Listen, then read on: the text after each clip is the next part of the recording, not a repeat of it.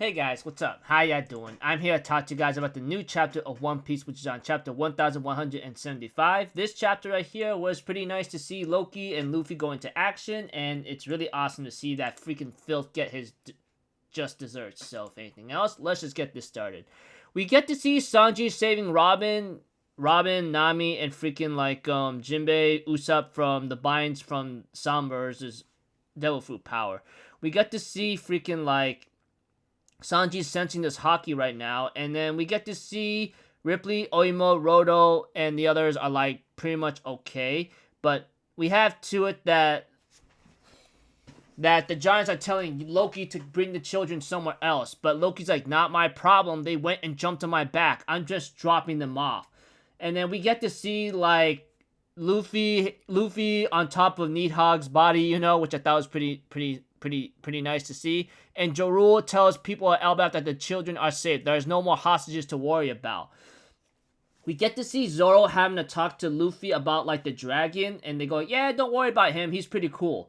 And eventually we get to see the other giant warriors, unfortunately, are in a very tight bind because of the Thorns attack, and Sombers gets really annoyed and angry. He ends up saying my mission hasn't failed, and he ends up using one of his rapid fire thorn launcher.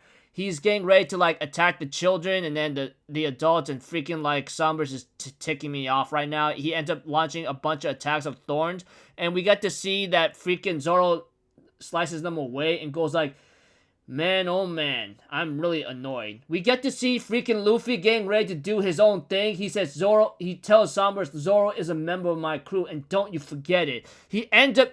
Luffy summons the lightning bolt again and says, gum, booming dawn, Thor rifle, and attacks Sombers so badly, he disintegrates, hopefully. He's like, what the hell? How did you do that? And then I think he's dead. Well, I don't know about being dead because that's yet to be determined. If he dies, that's fine by me. I could care less about God's Night because he just got dominated by Nika himself with Conqueror's Hockey Infusion, Other than that, everyone believes that Luffy is actually the Liberation Warrior Nika. We get to see freaking Needhog or Loki in the Devil Fruit form, and we get to see freaking Gabon, who remembers something about Loki's Devil Fruit power. He remembers talking with Elder Jorul about the dragon fruit, and that if it ate in its history, whoever's the right size could become so big and mighty, and that if a giant ate the fruit, he could actually turn the day to night. That's how big his body would be. They end up and we end this flashback or backstory of Shanks and Gabon that Gabon's remembering when talking to Jorul. He talks about a hammer guardian called Ragnir.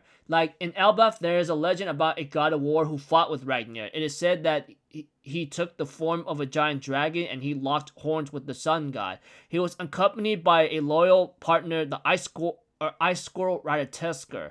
To make a long story short, after his master died, they say the loyal Ratatoskr came to possess the weapon Ragnir and awaits his master's return, or so the legend goes. But it seems Ragnir is no longer acting as a guard for the fruit's power, and it's finally made its choice. It chose Loki. So I guess that squirrel, or whatever that squirrel is that has the power to transform into Ragnir, or that weapon hammer thing, it chooses Loki because he finds him worthy, which is kind of crazy because if you think about Ragnir and Mjolnir, they seem to be a little bit of the same name but different, if you get the idea. And when it comes to being worthy, Ragnir's like, hey, you are worthy, you could take the fruit and use me as your weapon. And we get to see Loki decimating all the freaking nightmares crazily with Loki using a attack called Thrunheim, I guess. And then we get to see Luffy and Ratatoskr Squirrel is like, yay, this is really fun. And Emu, who is watching through Gunko's eyes, says, you gotta be kidding me. That Needhog Devil Fruit was here all along? Are you serious? And the chapter ends off there.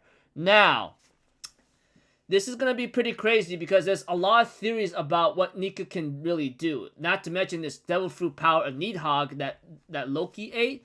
yeah, it's gonna get really crazy. At this point, I think Imu might go crazy right now and might try to do the same Domini Reversi or mind control Loki if they are able to.